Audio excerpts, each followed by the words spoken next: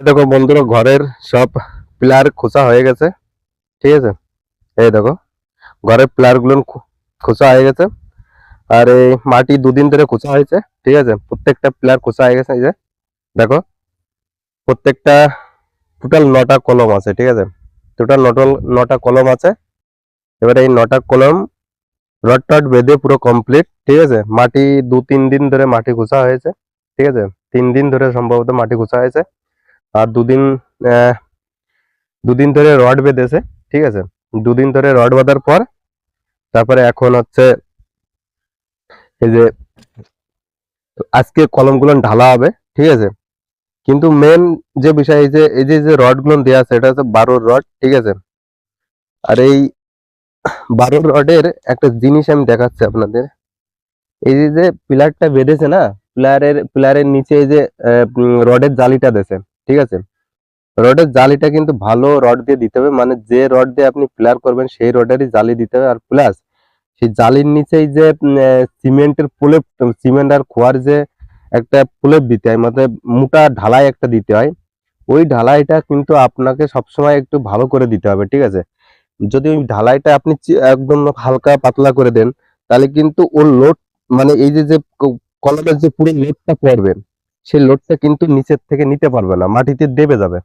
ঠিক আছে, আর আপনি যদি ওই ঢালাইটা যদি একটু ভালো মোটা করে দেন, তাহলে কিন্তু বসবে না। আর বসতে গেলে পুরো এরিয়াটা নিয়ে বসতে হবে। ঠিক আছে, তারপরে তো ওই জালির উপর আবার মশলা পড়বে। ঠিক আছে, এবারে জালির নিচেই যে মশলা, জালের উপরে মশলা মিলে দুটো অ্যাডজাস্ট হয়ে একটা ভালো ঢালাই তৈরি হবে। ঠিক আছে, মোটা শক্ত ঢালাই তৈরি হবে। আর যাতে প্লারের উপর যত লোডই পড়ুক, ঠিক আছে, বসতে যদি প্লার বসে যেতে যায়, তাহলে কিন্তু আপনাকে পুরো ওই এরিয়াটা নিয়ে, যত এরিয়াটা দেখতে পাচ্ছেন, যে জালির যে এরিয়াটা, সেই পুরো জালির এরিয়াটা নিয়ে বসতে হবে। ভাঙার কোনো ভয় নেই। ঠিক আছে, আর যদি আপনি হালকা পাতলা করে দেন, তাহলে কিন্তু নিচের থেকে ভেঙে এক সাইড বসে যাবে। ঠিক আছে, এরকম একটা ইয়ে থাকে।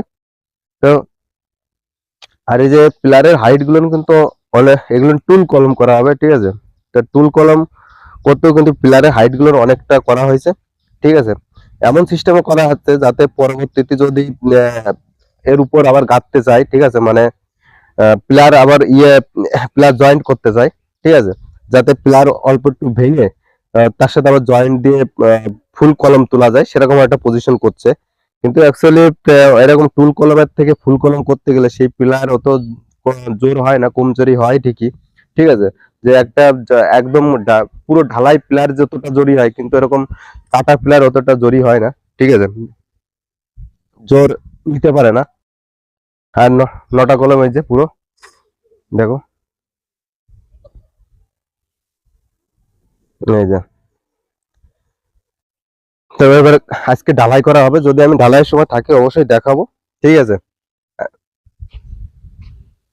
এই হচ্ছে আমাদের ভাঙাচোরা ঘর। ঠিক আছে, এই টিনের ঘরটা আমার, এটা হচ্ছে আমার দাদার ঘর। ঠিক আছে, আর এই যে আমি ইট নিয়ে এসে রেখে দিয়েছি ঘর করব বলে। ঠিক আছে, দেখা যাক কতদিনের মধ্যে করতে পারি। এই যে এটা আমার হচ্ছে বাড়ি, দেখাচ্ছে আপনাদের।